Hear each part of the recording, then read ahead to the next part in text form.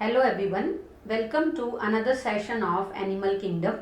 In this video, we will discuss about phylum Arthropoda. I would like to tell you that this is my 8th video on Animal Kingdom.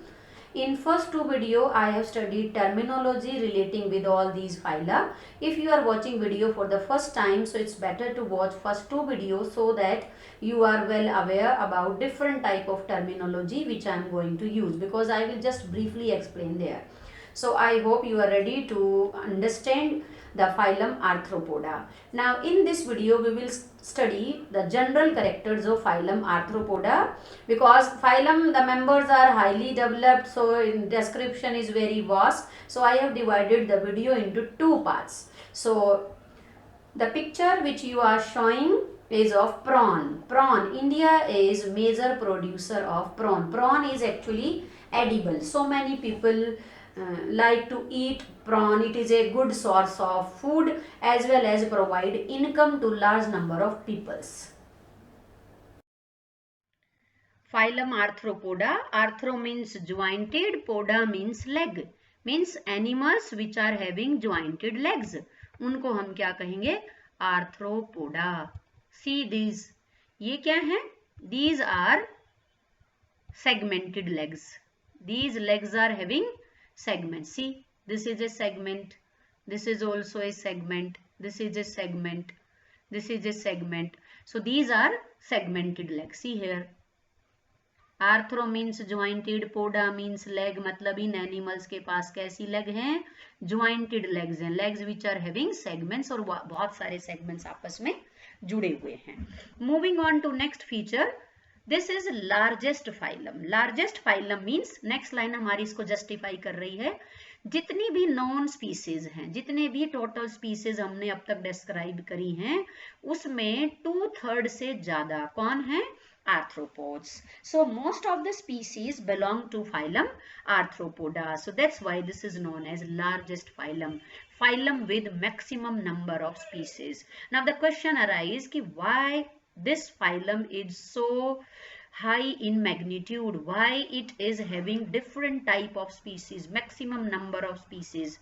So obviously इसके पास कुछ ऐसी adaptations होंगी, कुछ ऐसे unique feature होंगे जिसकी वजह से ये डिफरेंट एनवायरनमेंट में अपने आप को सरवाइव कर पाता है.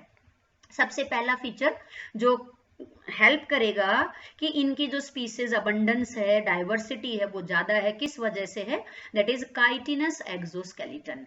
एक्सोस्केलेटन मीन्स स्केलेटन जो बॉडी के बाहर प्रेजेंट है, काइटिनस मतलब जो काइटिन का बना है, तो इनकी बॉडी के बाहर किसका स्केलेटन प्रेजेंट है? काइटिन का. क्वेश्चन को ध्यान से सुनेंगे, in which of the animal exoskeleton is present, तो आप सीधा सा आंसर जल्दी से नहीं दे देंगे कि आर्थ्रोपोडा. नो डाउट अभी तक जो आपने पढ़ा है उसमें अगर हम बात करें, एक्सोस्केलेटन हमने कहाँ पढ़ा था? सिलेंट्रेटा में. Some of the coelenterates form coral reef skeleton secrete करती हैं कैल्शियम कार्बोनेट का. इसी के बाद हम आगे एक मोलस्का फाइलम पढ़ेंगे, उसमें भी शेल प्रेजेंट होती है, that is made up of calcium carbonate. तो एक्सोस्केलेटन यूनिक फीचर नहीं है आर्थ्रोपोडा का. हाँ, chitinous exoskeleton is unique feature of arthropoda. लेकिन अगर हम कहें कि काइटिन क्या सिर्फ आर्थ्रोपोड में होगी? No, it is found in fungal cell wall. Fungi की सेल वॉल किससे बनी होती है? काइटिन की. सो दोनों वर्ड को साथ लेकर चलना है. Chitinous exoskeleton is found only in arthropod, so that makes its unique feature. Exoskeleton chitin is very hard. Exo मतलब बाहर, ये देखो कॉकरोच की बॉडी के बाहर देखें तो डार्क ब्राउन कलर का ये हार्ड प्लेट्स प्रेजेंट है. इसी तरह वेंट्रल साइड में भी देखें तो body is very hard, body is covered by chitinous exoskeleton. अब ये जो एक्सोस्केलेटन है वो एक कॉन्टिन्यूअस प्लेट की फॉर्म में नहीं है. ऐसा नहीं है कि हेड से लेकर नीचे एब्डोमन तक की 3 पार्ट्स हैं इंसेक्ट्स की बॉडी में, हेड, थोरेक्स एंड एब्डोमन. तो ऐसा नहीं है कि पूरी बॉडी में एक ही प्लेट है. ये जो एक्सोस्केलेटन है वो छोटी छोटी प्लेट्स की फॉर्म में लेट डाउन हो रखा है. और हर सेगमेंट में कितनी प्लेट्स होंगी? 4. एक जो डॉर्सल साइड होगी, एक प्लेट वेंट्रल साइड होगी, और 2 कहाँ होंगी? Lateral side. आप समझ रहे हैं? जैसे ये जो प्लेट है, ये देखो, ये सेगमेंट की एक लाइन ऊपर है, एक नीचे. ये डॉट है ना हमारा लेजर मार्किंग, ये बिल्कुल सेगमेंट के ऊपर है. और अगर वेंट्रल साइड से देखें तो ये देखो, ये सेगमेंटेशन है. सो यहाँ पर क्या है कि each segment is covered by 4 chitinous plate, dorsal side से, वेंट्रल साइड से और लेटरल साइड से। अब हमें इनका नाम दे देना है। एक्सोस्केलेटन प्लेट्स की फॉर्म में लेट डाउन है तो प्लेट्स को हम क्या कहेंगे? स्क्लेराइट। एक सेगमेंट में 4 स्क्लेराइट है। डोर्सल स्क्लेराइट को कहेंगे टर्गाइट और टर्गम, वेंट्रल स्क्लेराइट को कहेंगे स्टर्नाइट और स्टर्नम, और लेटरल साइड पे जो स्क्लेराइट होंगे उनको हम क्या कहेंगे? प्लूरा। तो एक सेगमेंट में 4 स्क्लेराइट होंगे, 1 टर्गम, 1 स्टर्नाइट और स्टर्नम एंड 2 प्लूरा। ये जो टर्गा है और आगे वाला जो टर्गम है, टर्गम सिंगुलर है, टर्गा प्लूरल है, ये जो टर्गम है आगे वाले टर्गम से जुड़ा हुआ है बाय थिन फ्लेक्सिबल आर्थ्रोडियल और आर्टिकुलर मेम्ब्रेन। अब आपको मेम्ब्रेन का नाम चाहे याद ना रहे, ये हम कॉकरोच में पढ़ेंगे, बट आपको कॉन्सेप्ट क्लियर हो जाना चाहिए कि दोनों स्क्लेराइड आपस में थिन फ्लेक्सिबल मेम्ब्रेन से जुड़े हैं। आप ध्यान रहे, अगर इनके बीच में अगर ये एक कॉन्टिन्यूअस प्लेट होती या इनको जोड़ने के लिए जो स्ट्रक्चर बहुत हार्ड होता तो मूवमेंट पॉसिबल नहीं होता। अब यहाँ पर प्लेट्स के बीच में जो अटैचमेंट है that is thin flexible, so it will allow some movement. So I hope point is clear. Now coming to word chitin. Chitin is a carbohydrate. Carbohydrate किसको कहते हैं? कार्बोहाइड्रेट जैसे कुछ एग्जांपल मैं ले रही हूं, इनमें से कुछ आपने सुने होंगे, अदरवाइज बायोमोलिक्यूल चैप्टर में इसे हम डिटेल में पढ़ेंगे। कार्बोहाइड्रेट के एग्जांपल हैं glucose, fructose, galactose, lactose, starch, cellulose, glycogen, कुछ तो पढ़े होंगे। So all these are carbohydrate. Chitin is also a carbohydrate. Carbohydrate में generally carbon, hydrogen and oxygen होता है। काइटिन की खास बात क्या है कि इसमें कार्बन, हाइड्रोजन, ऑक्सीजन के अलावा नाइट्रोजन भी प्रेजेंट है। So it is, what is chitin? It is A nitrogen containing carbohydrate. अगर हम देखें कार्बोहाइड्रेट में भी 3 टाइप है, मोनोसैकेराइड, ओलिगोसैकेराइड, पॉलीसैकेराइड। काइटिन क्या है? पॉलीसैकेराइड है। Chitin is A polysaccharide. जैसे आपने केमिस्ट्री में शायद पॉलीमर्स पढ़े हैं, पॉलीमर मींस जो एक किसी पर्टिकुलर मोनोमर की रिपीटेशन से बनते हैं, तो इसी तरह काइटिन भी एक पॉलीमर है, इसलिए हम इसको कह रहे हैं पॉलीसैकेराइड। काइटिन किसका पॉलीमर है? Chitin is a polymer of sugar N acetyl glucosamine. नहीं याद रहे कोई बात नहीं, इतना याद रखेंगे कि आर्थ्रोपोड के एक्सोस्केलेटन किससे बना हुआ है? काइटिन से। And chitin is A carbohydrate. Chitin is A carbohydrate. और कैसा कार्बोहाइड्रेट? जिसमें कार्बन, हाइड्रोजन, ऑक्सीजन के साथ साथ क्या है? Nitrogen. Organ system level of organisation है, मीन्स बॉडी में बहुत सारे सिस्टम्स हैं, digestive, respiratory system, circulatory system etcetera. Bilateral symmetry. Bilateral symmetry means body of the animal can be divided into 2 parts by only 1 plane passing from anterior to posterior. ये right और left half दोनों एक दूसरे के mirror image होंगे। सिर्फ एक ही plane body को 2 इक्वल पार्ट्स में डिवाइड कर सकता है, उसको हम क्या कहेंगे? Bilateral symmetry. उसके बाद है triploblastic. Triploblastic means animal is having 3 germ layer. 3 germ layer है, एक्टोडम, मीजोडम, एंडोडम, इसलिए triploblastic. Segmentation, body is divided into segments, जैसे क्लियरली विजिबल है यहाँ पे, body is divided into segments. Coelom, true coelom present है, और फॉर्मेशन पॉइंट ऑफ व्यू से coelom को क्या कहेंगे? साइजोसीलोमेट। साइजोसीलोमेट मींस वो सीलोम जो मीजोडम की स्प्लिटिंग से बना है। Coelom which is produced by splitting of mesoderm. और साइजोसीलोम कौन कौन से फाइलम में मिलेगा? Annelida, arthropoda and Mollusca. Annelida, arthropoda and Mollusca में कौन सा सीलोम होगा? साइजोसीलोम।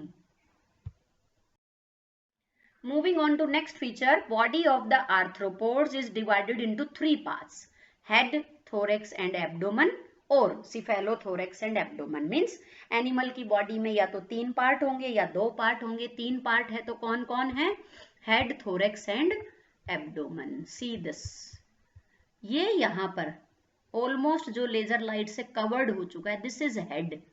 उसके बाद ये जो पार्ट है बीच का, इसको हम कह रहे हैं thorax, and this part is known as abdomen. So in insects अगर हम देखें इंसेक्ट आर्थ्रोपोड्स के अंदर है। आर्थ्रोपोडा में बहुत सारी क्लास है जिसमें एक क्लास है इंसेक्टा। सो क्लास इंसेक्टा का फीचर क्या रहेगा? Body is divided into 3 parts, head, thorax, abdomen. तो या तो बॉडी में 3 पार्ट होंगे, हेड, थोरेक्स और एब्डोमेन, या 2 होंगे। अब इस वर्ड पे देखेंगे, सिफेलोथोरेक्स, ये वर्ड हमने पीछे भी यूज किया है, याद आया? सिफेला, हमने एक वर्ड यूज किया था सिफेलाइजेशन। फाइलम प्लेटीहेल्मिन्थ से head formation, brain formation start हुआ, तो हेड के लिए क्या वर्ड यूज करेंगे? Cephala. Cephalothorax means head and thorax are joined together to form cephalothorax and abdomen. See what is this? This is spider. In case of spider body में 2 ही region है, cephalothorax and abdomen. ये, और इसमें देखो how many pair of legs are there? 4, total 8 टांगे हैं यहाँ पर, और एक इंसेक्ट में कितनी है? 6। सो ध्यान रहे, spider is not an insect, spider is arthropod belonging to different class, जबकि ये क्या है? इंसेक्ट्स, ये इंसेक्ट्स। सो फाइलम आर्थ्रोपोडा में insects are there, spiders are there, prawn are there, cockroach are there. 4 हम पढ़ चुके हैं, आपको याद रहना चाहिए। कॉकरोच इज एन इंसेक्ट, ये स्पाइडर है, ये भी एक आर्थ्रोपोड है, और prawn is also arthropod. Prawn में भी अगर हम देखें तो बॉडी में 2 ही रीजन होंगे, cephalothorax and abdomen. Now coming to circulatory system, animals are having open circulatory system, means blood flows in body cavity, there are no blood vessels. और अगर ब्लड बॉडी कैविटी में बहेगा तो ब्लड का circulation धीरे होगा, nutrients की supply धीरे होगी, और एनिमल की मेटाबॉलिक एक्टिविटी कम होगी। बॉडी कैविटी जिसमें ब्लड भरा है उसे हम कहेंगे हीमोसील। अगर हम बात करें उन एनिमल्स की जहां क्लोज्ड सर्कुलेटरी सिस्टम है, body cavity do not have blood because blood always flow in blood vessels. लेकिन जिन एनिमल में ओपन सर्कुलेटरी सिस्टम है वहां पर ब्लड कहाँ प्रेजेंट होगा?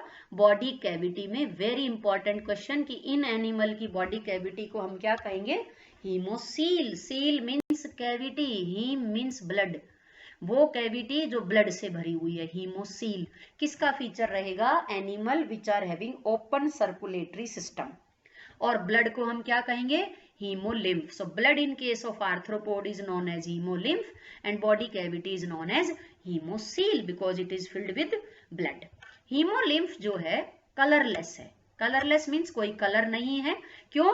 क्योंकि इसमें कोई रेस्पिरेटरी पिगमेंट नहीं है। जैसे अगर हम अपनी बात करें तो हमारी बॉडी में रेस्पिरेटरी पिगमेंट कौन सा है? हीमोग्लोबिन।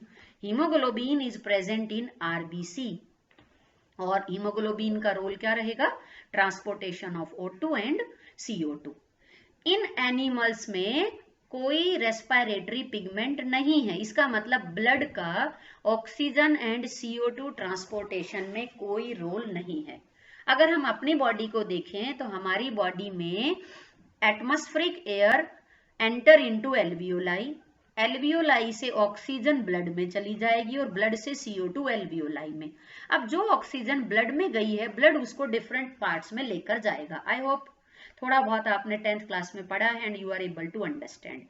एल्वियोलाई से ऑक्सीजन, एल्वियोलर जो कैविटी है उससे ऑक्सीजन ब्लड में चली जाएगी, और ब्लड के अंदर जो हीमोग्लोबिन है वो ऑक्सीजन के साथ अटैच हो जाएगा, और अब ये ऑक्सीजन कहाँ जाएगी? डिफरेंट पार्ट्स ऑफ बॉडी में। आर्थ्रोपोड्स में, मोस्टली आर्थ्रोपोड्स में जो ब्लड है वो कलरलेस है, कोई रेस्पिरेटरी पिगमेंट नहीं है। इसका मतलब ब्लड का रोल ऑक्सीजन ट्रांसपोर्टेशन में नहीं है। नाउ द क्वेश्चन अराइज, अगर ब्लड ऑक्सीजन ट्रांसपोर्टेशन में रोल नहीं करेगा तो ऑक्सीजन की डिलीवरी कैसे होगी? Move to this part, respiration. In case of insects respiration takes place with the help of trachea. कैसे समझेंगे? मान लीजिए अपनी हमारी बॉडी में छोटे छोटे बाहर पोर्स हैं। Pores will lead into tube. अंदर बॉडी में बहुत सारी ट्यूब प्रेजेंट है जो एक दूसरे के साथ नेटवर्क बना रही हैं। पोर के थ्रू एयर अंदर गई, उन ट्यूब्स के थ्रू धीरे धीरे बॉडी के हर पार्ट में गई, और वहां से ऑक्सीजन सीधा कहाँ चली जाएगी? टिश्यूज को। इसी तरह इंसेक्ट्स की बॉडी में बाहर जो पोर हैं उन्हें हम कहेंगे स्पायरिकल्स। जरूरी नहीं है अभी याद हो, ये हम कॉकरोच में पढ़ेंगे, but I am just using the word.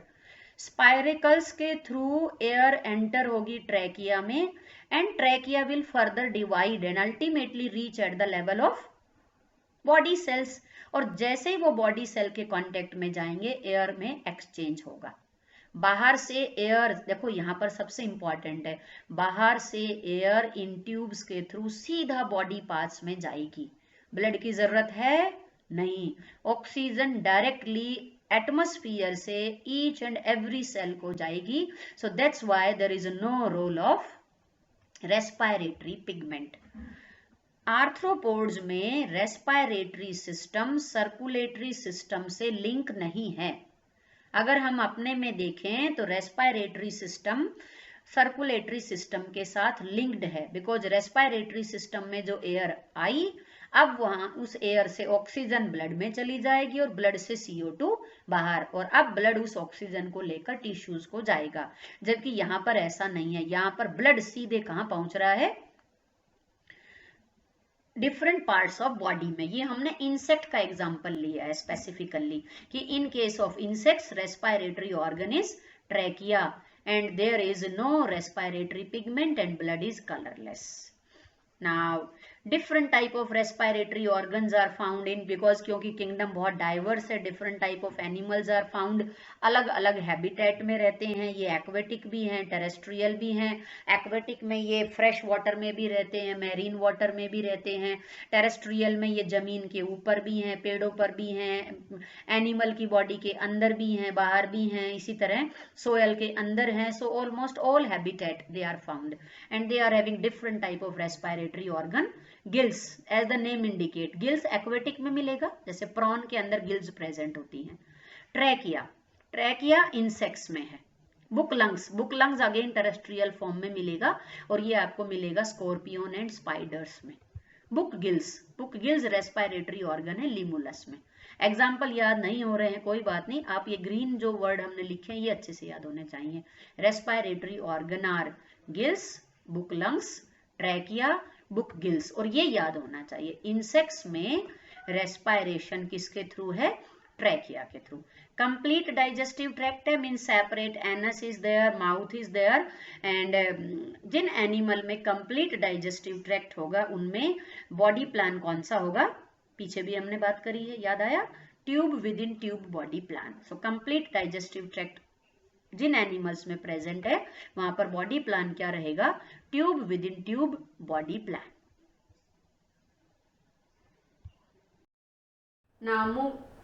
Now moving on to excretory organ. Excretory organ in arthropods are Malpighian tubule, antennal और green glands. अगर हम insects में देखें तो excretory organ is Malpighian tubule. Antennal और green glands are found in crustaceans like prawn and lobster. Now crustacean, what is crustacean? Crustacea is class of phylum Arthropoda.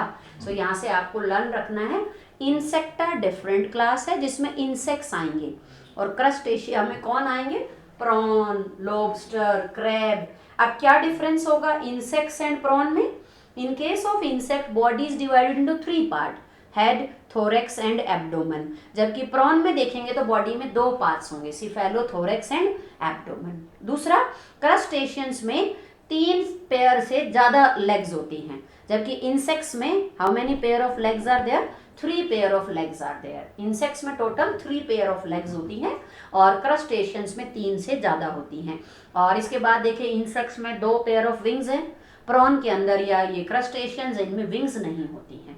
So insecta is a different class, crustacea is a different class. तो यहाँ से याद रखेंगे prawn एक insect नहीं है, because इस type के क्वेश्चंस कई बार एग्जाम में पूछे गए हैं। तो आपको ध्यान रखना है कौन इंसेक्ट है और कौन आर्थ्रोपोड है। प्रॉन, इंसेक्ट दोनों आर्थ्रोपोड हैं, but prawn is a crustacean. Prawn and cockroach, एक एग्जांपल लेते, प्रॉन एंड कॉकरोच दोनों आर्थ्रोपोड हैं, but prawn is a crustacean and cockroach is an insect.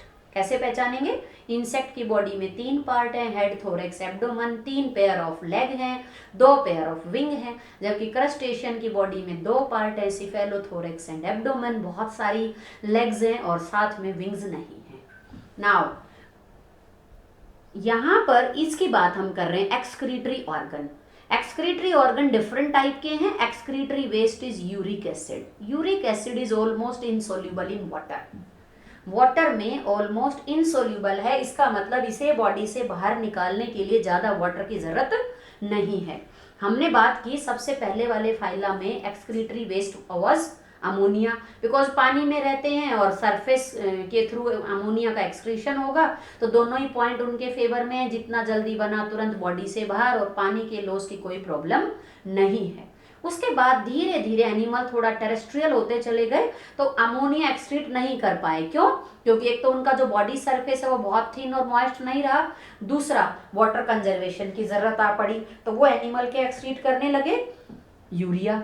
अब इंसेक्ट इसमें एक और जो है आर्थ्रोपोड्स, उसमें एक और एडवांटेज आ गई है कि they are excreting uric acid. जो टेरेस्ट्रियल इंसेक्ट्स हैं वो क्या एक्सक्रीट कर रहे हैं?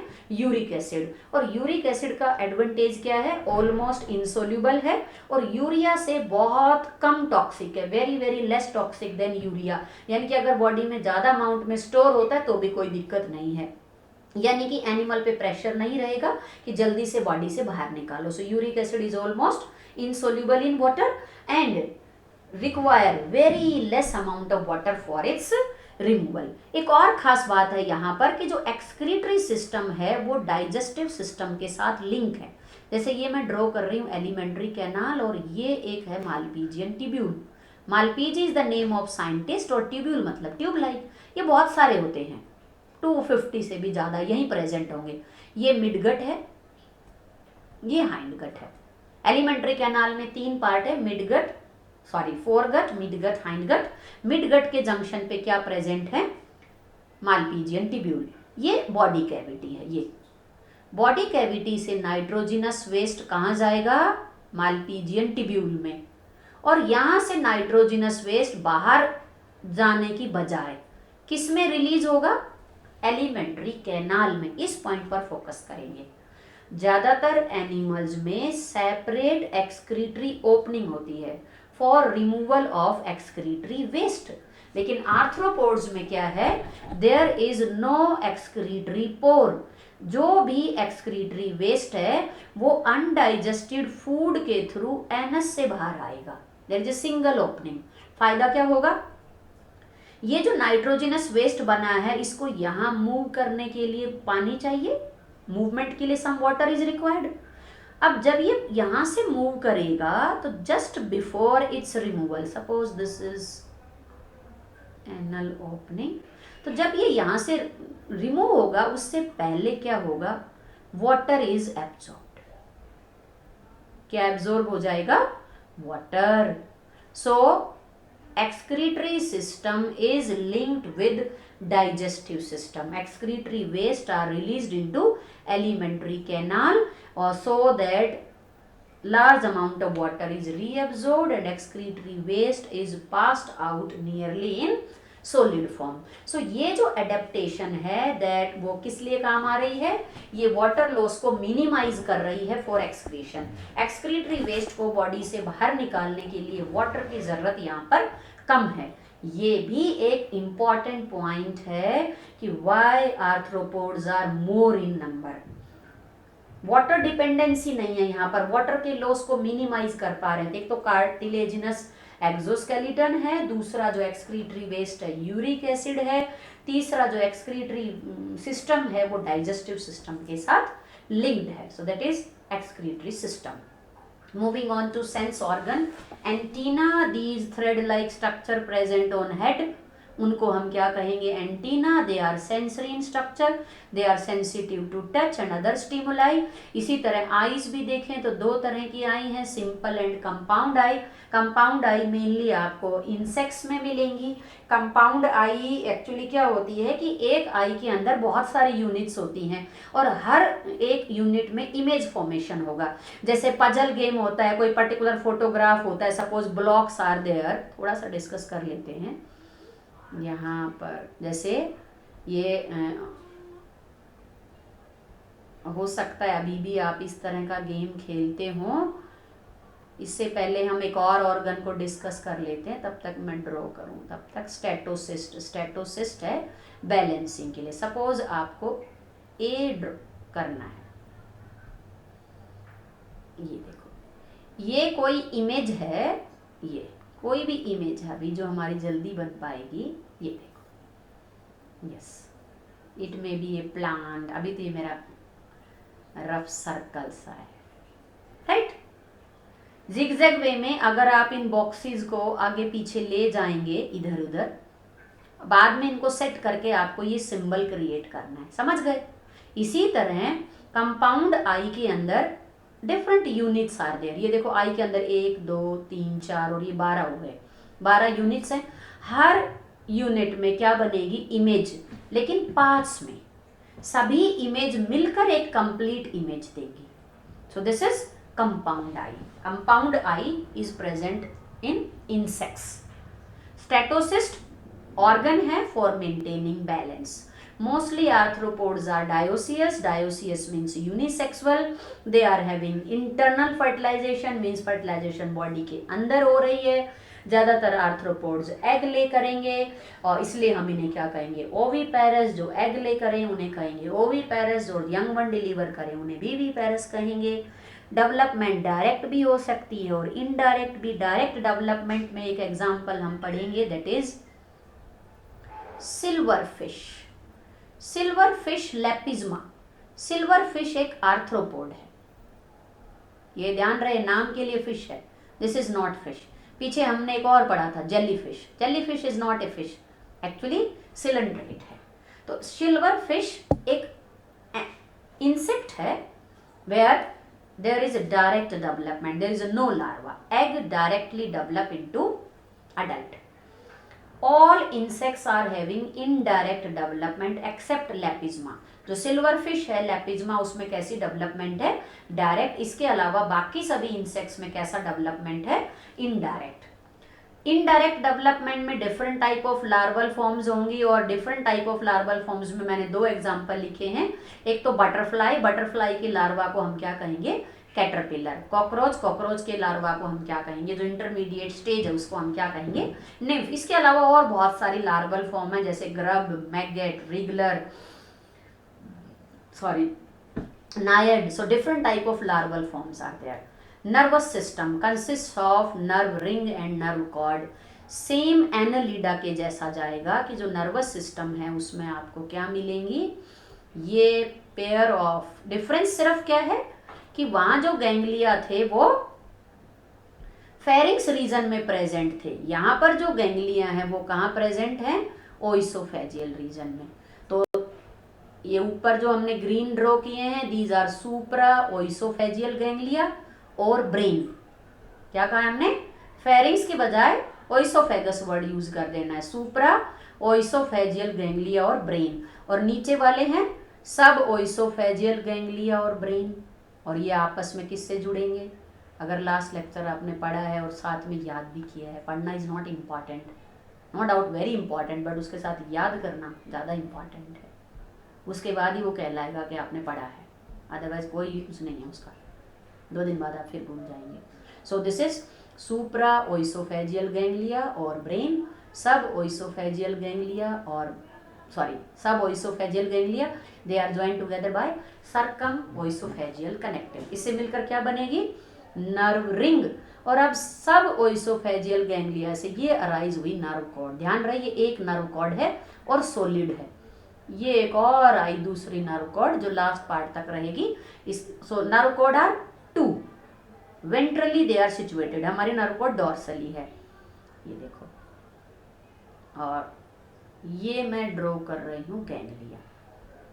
अगर हम कॉर्डेट और नॉन कॉर्डेट में देखें तो नर्व कॉर्ड में 4 बेसिक डिफरेंस है। नर्व कॉर्ड मतलब स्पाइनल कॉर्ड। हमारी जो स्पाइनल कॉर्ड है वो कहाँ प्रेजेंट है, वर्टिब्रल कॉलम के अंदर, मतलब कौन सी साइड हुई हमारी, dorsal. In case of non chordate, चाहे वो एनालिडा हो, प्लेटीहेल्मिन्स हो, आर्थ्रोपोडा हो, मोलस्का हो, सभी फाइलम में जो नॉन कॉर्डेट फाइला हैं सभी में नर्व कॉर्ड कौन सी साइड प्रेजेंट है, वेंट्रल साइड। हमारी डोर्सल साइड। हमारे पास एक स्पाइनल कॉर्ड है, यहाँ पर देखो दो है, दो नर्व कॉर्ड है, तो nerve cord are 2 in number, 2 है, सॉलिड है, वेंट्रल है, हम एक है, होलो है, सेरिब्रोस्पाइनल फ्लूइड भरा है, डोर्सल है। और एक और फीचर रह गया ganglionated. What is this? Ganglia is mass of neuron, group of neuron outside central nervous system. अब क्या मतलब है इस बात का? ब्रेन में भी हमारे पास ग्रुप ऑफ न्यूरॉन है, because brain is also a nervous tissue, brain is having group of neuron. Brain और स्पाइनल कॉर्ड में ग्रुप ऑफ न्यूरॉन को हम कहेंगे न्यूक्लियाई। क्या कहेंगे? न्यूक्लियाई। जबकि नर्वस सिस्टम से बाहर अगर क्या प्रेजेंट है, नर्वस सिस्टम से अगर बाहर ग्रुप ऑफ गैंग्लिया है तो उसे हम क्या कहेंगे? Group of neuron outside brain and spinal cord को हम क्या कहेंगे? गैंग्लिया। लेकिन अगर स्पाइनल कॉर्ड या ब्रेन में ग्रुप ऑफ न्यूरॉन है तो उसको हम कहेंगे न्यूक्लियाई। सो फिर देखेंगे, बहुत इंपॉर्टेंट पॉइंट है ये भी, नॉन कॉर्डेट्स के अंदर नर्व कॉर्ड दो हैं, सॉलिड हैं, वेंट्रल हैं, गैंग्लियोनेटेड हैं, और कॉर्डेट्स में एक है, होलो है, नॉन गैंग्लियोनेटेड है एंड डोर्सली प्रेजेंट है। यही वजह है कि जब भी हम कॉर्डेट का डाइसेक्शन करेंगे वेंट्रल साइड से करेंगे, बिकॉज जो नर्व कॉर्ड है वो डोर्सली लोकेटेड है। लेकिन अगर आपको कॉकरोच का या किसी नॉन कॉर्डेट का डाइसेक्शन करना है तो आप डोर्सल साइड से कट देंगे। क्यों? क्योंकि वेंट्रल कॉर्ड नीचे प्रेजेंट है। अगर आप वेंट्रली कट करोगे तो नर्व कॉर्ड कट हो जाएगी। तो डाइसेक्शन हम कॉर्डेट्स का डोर्सल साइड से नहीं करेंगे, वेंट्रल साइड से करेंगे, और नॉन कॉर्डेट्स का डाइसेक्शन हम डोर्सल साइड से करेंगे।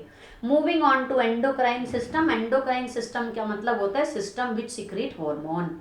This is again very unique. अगर हम नॉन कॉर्डेट्स की बात करें तो इंसेक्ट्स के अंदर endocrine system is highly developed. Different type of glands are there which secrete different type of hormone, जैसे ग्रोथ हार्मोन है, मोल्टिंग हार्मोन है। मोल्टिंग हार्मोन जो मेटामॉर्फोसिस के दौरान हेल्प करेंगे, ये आगे हम कॉकरोच के अंदर पढ़ेंगे।